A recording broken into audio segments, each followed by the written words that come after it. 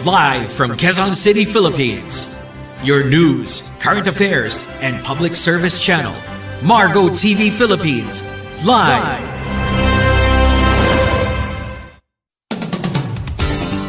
Narito na ang programang kasangganang sambayanan. Sama ka na, kabayan! Sandigan ng mamamayan para sa kaunlaran. Pupuri sa marangal na serbidor ng bayan.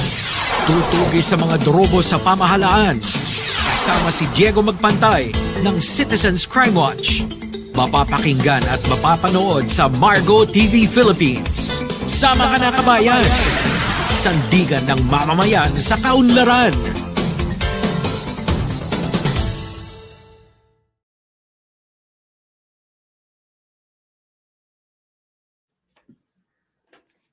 Bueno, ngayon po ay Martes, Setyembre 5, 2023. Magandang umaga po sa mga ginigiliw kong mga tagapakinig at sa inyo pong lahat, magandang umaga.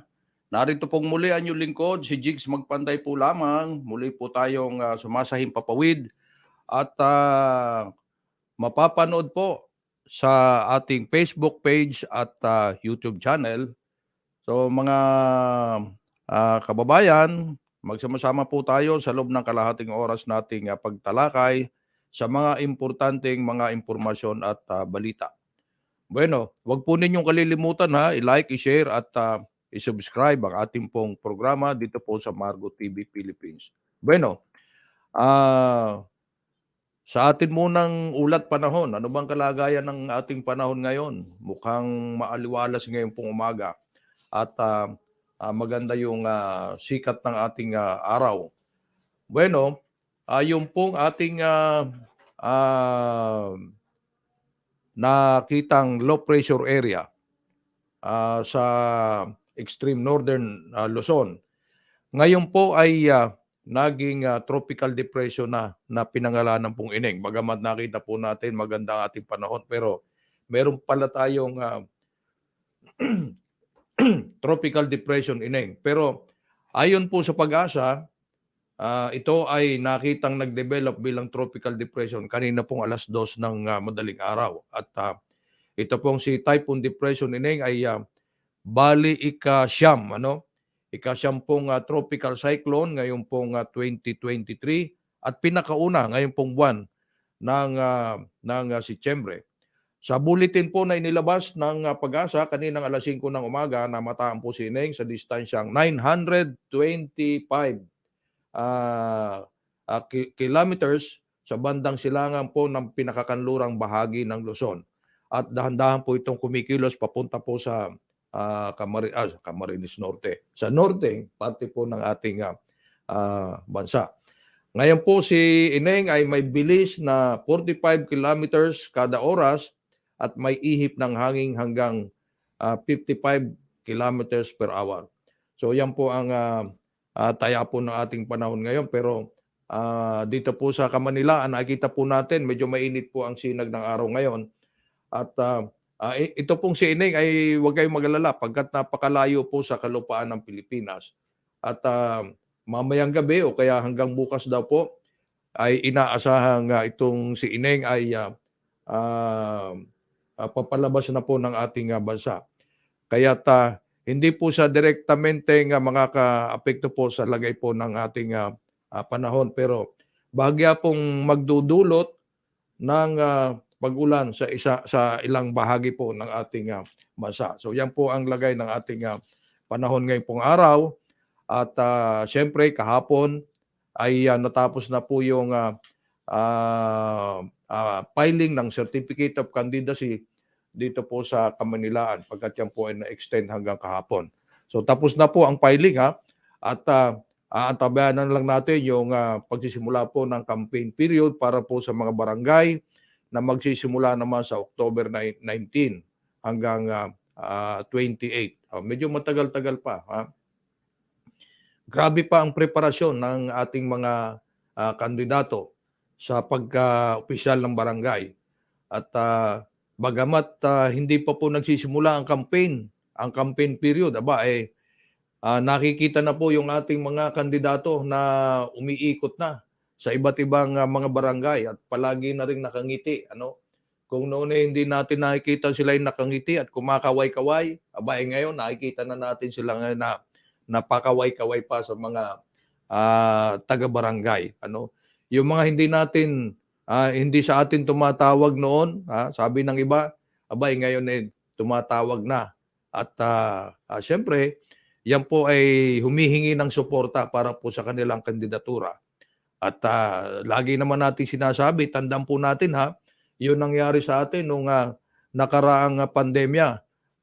Paano nila tayo trinato? Paano nila tayo binigyan ng serbisyo nung panahon na tayo po ay nasa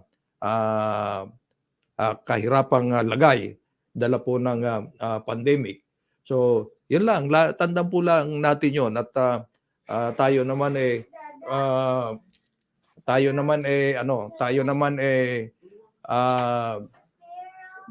pagdating po ng eleksyon, tandaan lang natin kung ano po ang dapat nating gawin upang hindi tayo magkamali, hindi po tayo magsisi. Bueno, sa iba po nating mga impormasyon, ang ating pong Pangulo ay nasa Indonesia ngayon. Kagabi, lumapag po yung kanyang sinasakyang eroplano sa Indonesia upang siya po ay mag-attend ng ika-43 ASEAN Summit na siya po ay inimbitahan ni Presidente Widodo ng Indonesia. Dito po sa event na ito, nagaganapin po sa Indonesia, simula po ngayong araw. Bueno, sa iba po mga importanteng impormasyon na nais nating talakayin po ngayong umaga, malapit na ang piyesta sa Naga City. Meron ng mga tumatawag sa atin at meron na tayong mga nakakausap na mga nasa lungsod ng Naga, dyan po sa Camarines Sur. Malapit na po ang kapiestahan ni Nuestra Señora de Peña Francia. Yan ay ikatlong linggo po ng buwang kasalukuyan. Pero ang isa po sa ating nais na talakayin dito, ito pong mga reklamo po sa atin hinggil sa kalagayan po na isang kalsada dyan sa Naga City na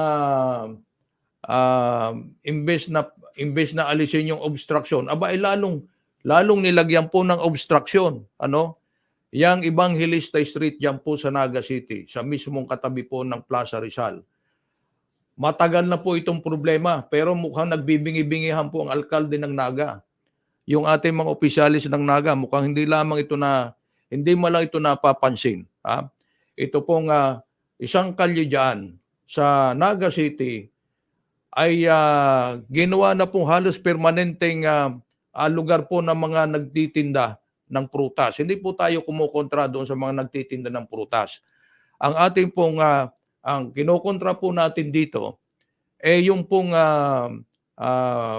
kalsada na mukhang permanente na po, na kalahati ng kalsada ay okupado na ng magtitinda.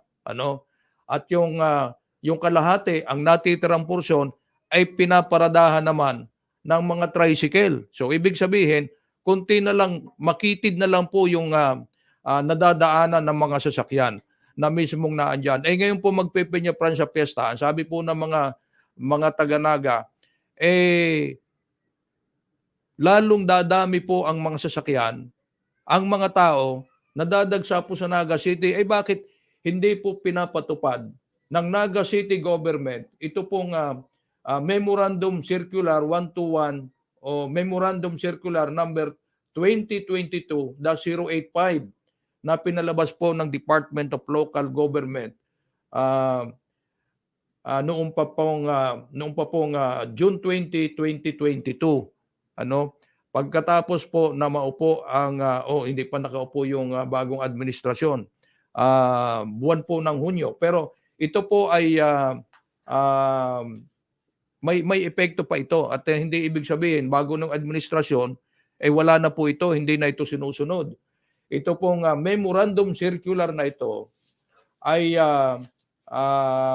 still in effect at inaasahan po natin sana na tutuparin ito, susundin ito ng ating mga local government units. Ito pong tungkol po ito sa clearing operation na dapat pong gawin ng ating mga local government unit. Ngayon, ito pong direktibang ito ng local government para sa mga alkalde, sa mga local chief executive, ay kinakailangan pong mag-resume ang road clearing activity para po dito sa ating tinatawag na new normal, considering po na nagbukas uli ang ating pong ekonomiya.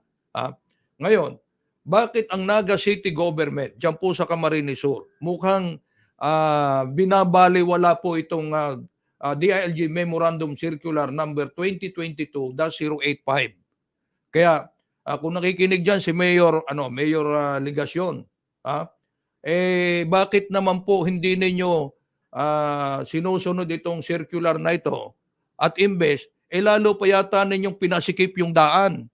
Imbes na magkaroon ng road clearing, abay lalong pinasikip. At ito medyo matagal-tagal na rin ito na problema dyan sa Naga City. Kaya lang, hindi po natin alam bakit nagbibingi-bingihan ang alkalde po ng lungsod ng Naga. Na samantalang napakalinaw po ng memorandum circular na kinakailangan po na i-resume ang road clearing. Iba po yung road clearing sa road widening. Ang road widening, iba po yon yung road widening kaysa dito sa road clearing. Ang road clearing, ibig sabihin, aalisin po yung mga obstruction, yung mga nakahambalang sa mga kalsada. Pero dito sa Naga City, iba po ang sitwasyon. Imbes na alisin yung mga nakahambalang, lalo pong nilagyan ng hambalang, kaya nahihirapan pong dumaan yung mga motorista. Pagkat yung kalahati ng kalsada, pinaukupa po sa mga magtitinda at may mga istruktura na, at yung namang kalahati, ang porsyon niyan, ginagawang paradahan ng mga tricycle. Di ano na pala, parang halos pinatay na nila yung isang kalsada na ang kinakailangan magkaroon po ng road clearing. Kaya Mayor Ligacion, kung nakikinig ka ngayon, dapat sundin mo ito.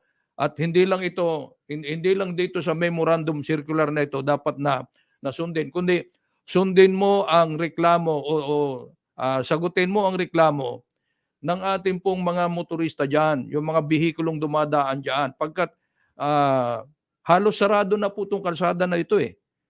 Ewan ko lang kung bakit matigas po ang kukote nitong alkalde na ito. Bakit hanggang ngayon hindi nila inaalis ang obstruction dyan sa kalsada na yan. Sana masagot po ni Mayor Ligacion itong ating tanong na ito. Kung bakit hanggang ngayon ay nananatili ang mga structure na naandyan po sa kalyeng iyan. Bueno, ang mga taga-Naga po, kayo nakakamasi dyan at kayo nakakaramdam kung ano po ang epekto ng mga strukturang ito na imbes na maalis o lumuwang ang kalsada, lalo pong pinasikip. Lalo pong pinasikip. Okay, so babalikan natin yan dito sa ating pong programa at aalamin natin kung ano po ang gagawin ng Naga City. Bueno, yung pong Memorandum Circular number 2022-085, ito ay may connection po ito doon sa naunang Memorandum Circular ng DILG na 121-2019. Yung pong removal ng lahat ng mga road obstruction na nagiging kausa po ng trapiko at kahirapan para sa mga motorista. Bueno, patuloy po tayo sa ating programa at pasensya na kayo, medyo umiinit po ang ating medyo masama pati ang ating kondisyon, pero umiinit po tayo pag ganitong mga report na natatanggap natin. Although ito noon pa inano na po natin ito kung bakit nga naman ginawang nilagyan ng mga structure ang kalsada. Ewan ko ba dito sa mayor na ito kung ano po ang ibig nilang sabihin. Yung mga opisyalis natin sa Naga, bakit hindi man lang nila napapansin o kaya tinotolerate nila na ganito? Bakit? Magkano pong dahilan? At ganyan po ang inyong mga ginagawa dyan. Bueno, patuloy po tayo at Sa iba pa po nating mga impormasyon, ito may isa pa rito na pinarating po sa ating reklamo. Diyan sa San Jose del Monte, Bulacan. Reklamo naman ito sa Prime Water.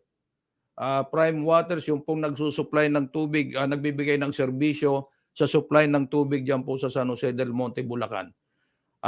Noon, medyo nahinaan po ang mga taga San Jose sa serbisyo po ng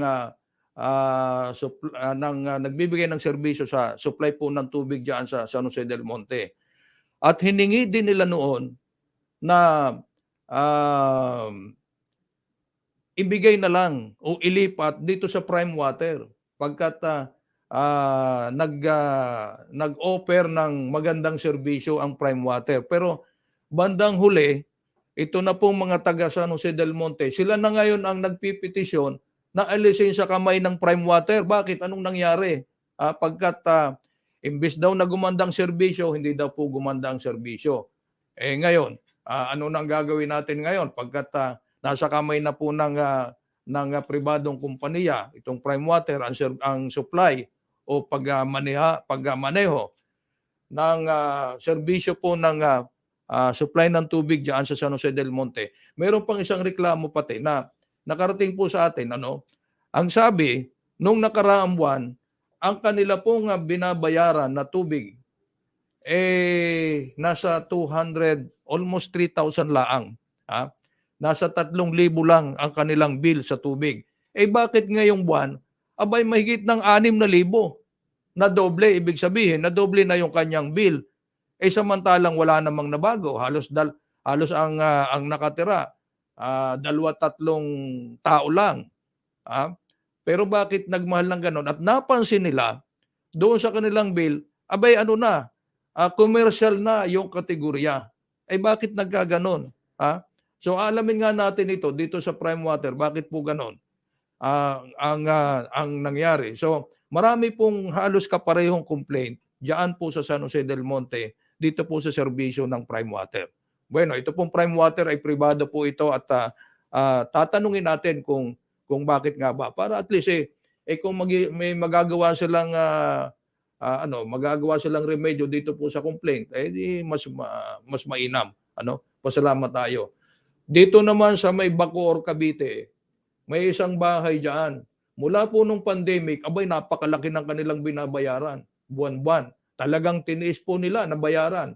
Pero hindi na po ito Prime Water, iba yatang kumpanya. Halos inabot ng 30,000 ang bayaran nila. Samantalang wala silang nakitang nagre-reading. Pagkat yung kanilang kontador, natatakpan ng mga tinanim na mga halaman.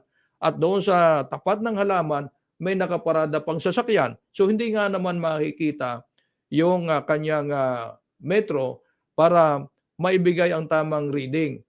Pero sa haba ng panahon, nagreklamo po yung may-ari, bakit ganun ang kanilang bayaran. Ang ginawa, ipinalipat po yung metro doon sa nakikita. Paano na pala yung ibinayad ng mga nakaraan na napakalaki. So, hiningi po ang ating tulong at susulatan po natin ang ano bang nakakasakop noon? Manila Water ba o alamin natin kung ano po ang nagbibigay ng serbisyo diyan sa Bacoor. At susulatan po natin, alamin natin kung bakit po ganoon ang naging sitwasyon. So, mahabang panahon na wala namang aktual na nagre-reading, pero siguro drawing na lang. At wala namang magawa yung may-ari dahil lagi silang wala doon. So, nagbayad na lang. Pero eto na ngayon, nakikita na yung metro nila, pero yung reading napakababa na. Paano na pala yung dati? Babayaran pa rin na gano'n. So, aalamin din natin 'yan. Ito po mga ganitong reklamo sa atin na talagang sabi nga niyan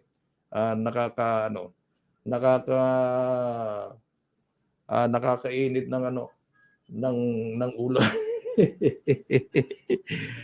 Bueno, tawanan na lang po natin. Happy birthday muna Sa mga nag-celebrate ng kaarawan ngayon pong araw na ito ng Martes, at happy birthday din kay Kapitan Muloy Latayan ng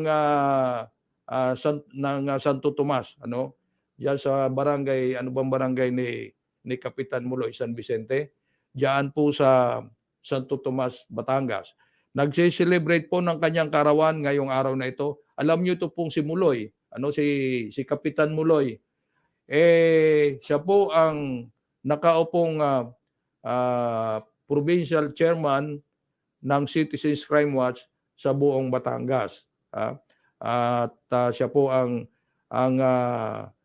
regional director, regional director ng Citizens Crime Watch sa region Calabarzon area, Region 4A. So maligayang karawan, Kapitan Muloy Latayan. At siyempre, sa iba pang mga nagse-celebrate ng kumpleanyo o karawan ngayong pong araw na ito. At patuloy po tayo sa iba pang mga impormasyon. At ang sabi po sa balita, ngayon daw pong araw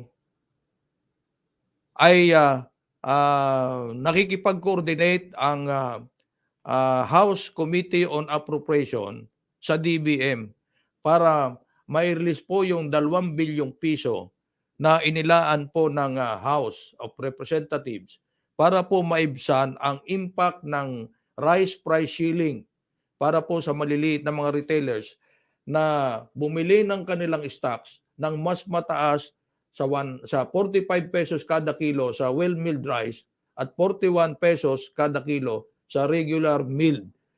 Ngayon pong araw kasi, ang price ceiling ay magkakaepekto ngayon pong araw ng Martes base po sa executive order na inilabas ng ating pong Pangulo, inilabas po ng Malacanang ang executive order number 39. Ito po ay pinapako ang presyo ng bigas sa halagang 41 pesos sa kada kilo ng regular milled at 45 pesos po kada kilo sa well-milled rice.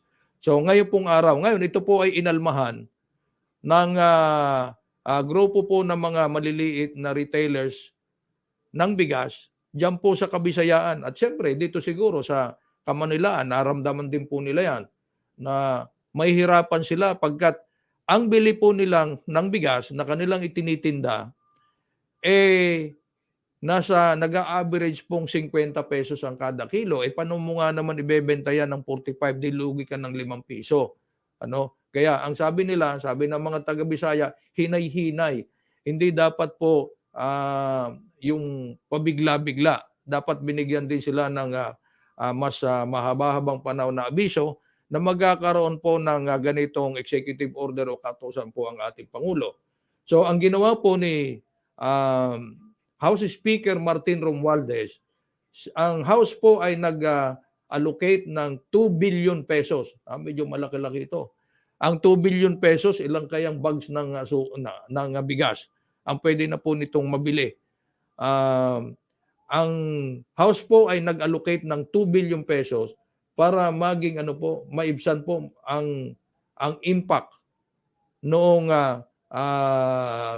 rice price ceiling na po ng ating gobyerno. Ngayon, nagpalabas din ng abiso sa publiko ang malaking organization sa bansa na ang sabi po sa publiko, huwag kayong magpanik ha.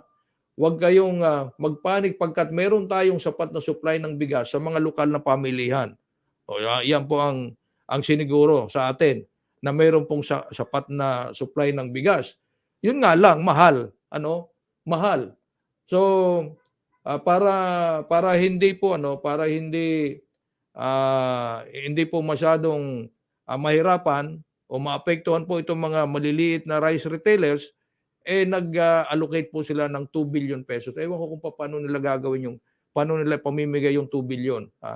Paano nila ipapamahagi ang 2 billion doon sa mga rice retailer. Kung ibili na lang kaya ito ng bigas, yung 2 billion pesos na ini-allocate nila, ibili na lang kaya ito ng bigas at ipamigay sa ating mga naghihirap na mga kababayan. Siguro mas maganda. Suggestion lang po yan. Ah, just imagine, 2 billion pesos. Napakalaking halaga po niyan. Ano? Kundi, alam mo, tayo pong mga mamamayan, lalo na yung mga naghihirap, pag tumaas ang kilo ng bigas, talagang nagrereklamo. Ha?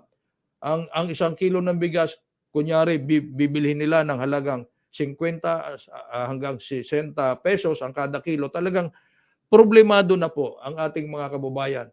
Kaya lang, tayo nagtataka, bakit pag bibili ka ng alak na 70 pesos isang bote, hindi nagrereklamo? Mas mahal ang isang bote ng alak na ang iinom ilan lang naman. Just imagine, 70 pesos ang pinakababa ng isang bote ng alak. Pero yung bigas, na halagang 50 pesos ang kada kilo, umiiyak. Samantalang marami ang makakakain sa loob ng pamilya. Ay, naku tayo ha. Puro tayo reklamo, pero kung minsan, isipin natin na meron tayong dapat na magagawa. Walang pambili ng bigas, pero nakakapangutang ng alak. Yung po ugali ng iba. Marami akong kilalang ganyan.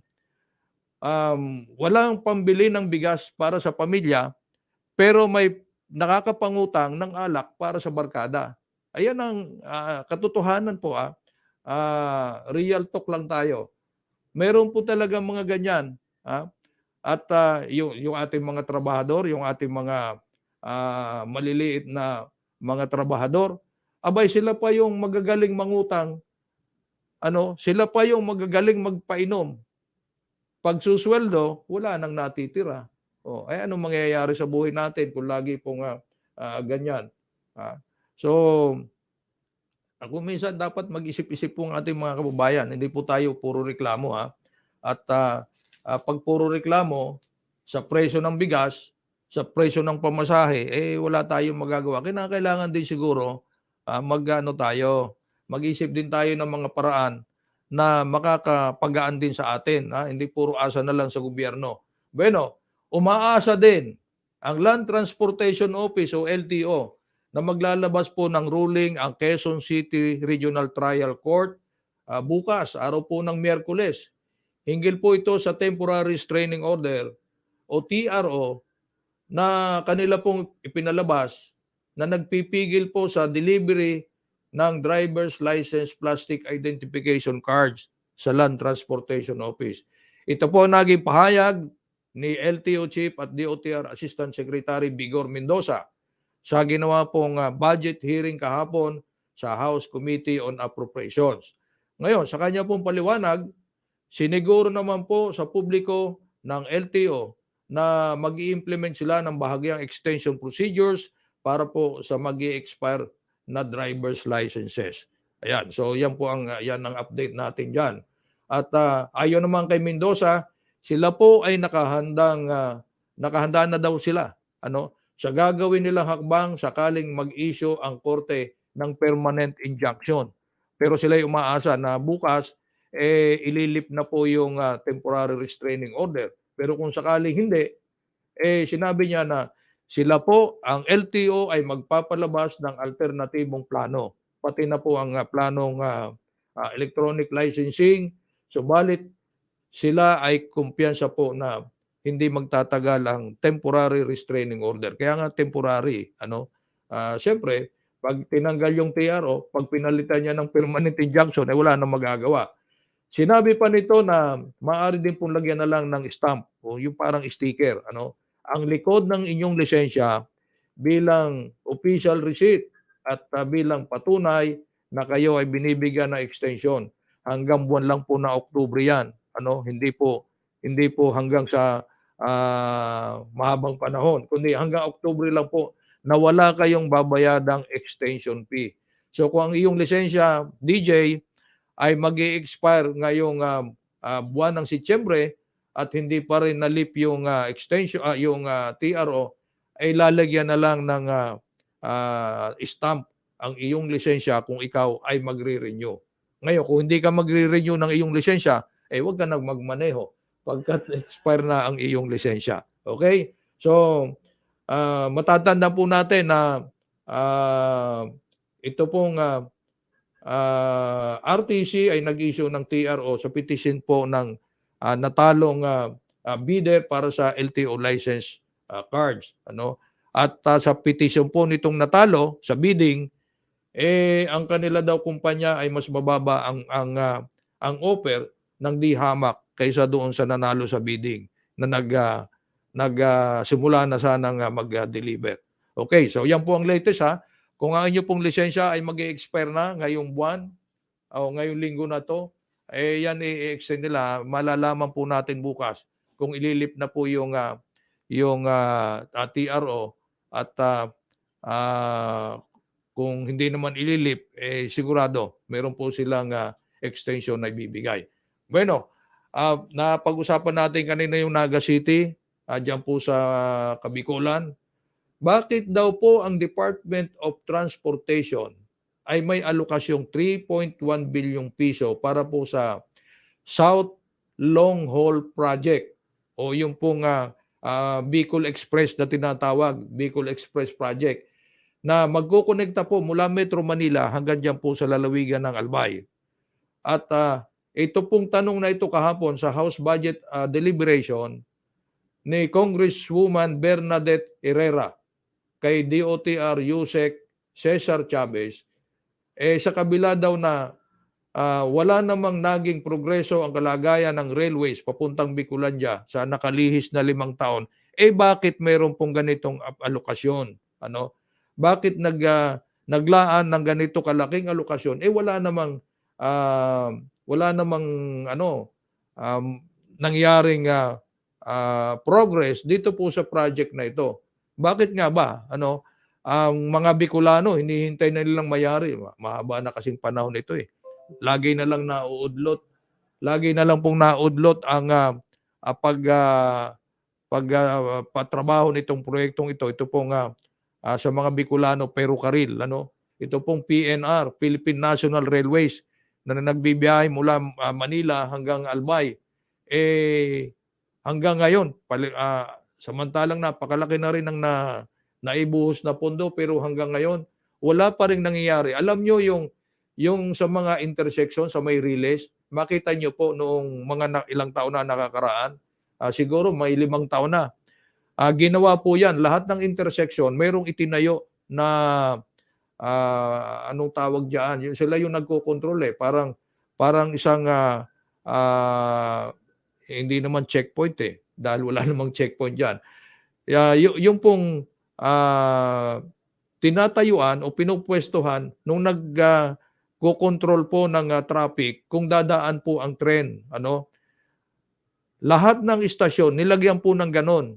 Pero lahat na inilagay pong ganon, wala rin pong nangyari. Nabulok at nabulok na rin lang. Hindi naman po napakinabangan. Magkano ang ginastos ng PNR sa pagpapagawa po ng struktura na yan sa may mga intersection po ng relays.